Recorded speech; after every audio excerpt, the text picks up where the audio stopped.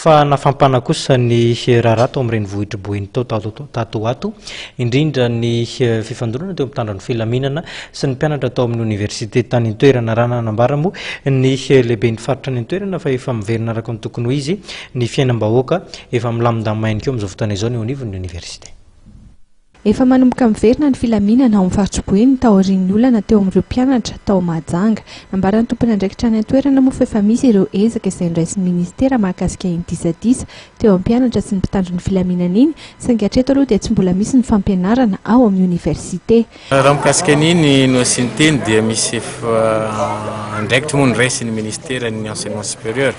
Misy commission natsangan'ny ministera io miaraka amin'ireo ray aman-dreny ara-panahy isan-tsokajiny manatona an'ireo tompony andraikitra izay eritreretiny zareo fa tokony hoe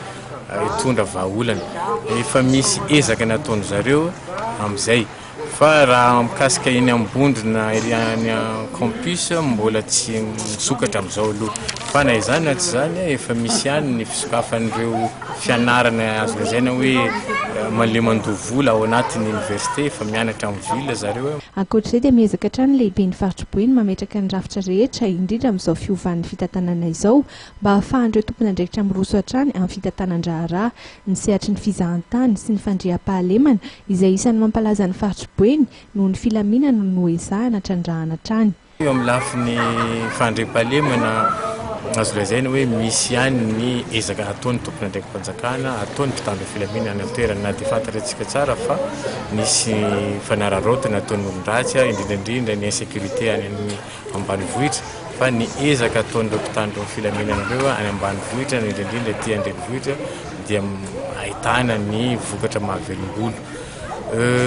Izay no nahatonga anay mifofotra mafy amin'ity taona ity ianao ezaka eo amin'ny lafiny ara-économique voalohany amin'izany ny fanampiana ny any ambanivohitra, eo ihany koa resaka momba ny promotion touristique na ny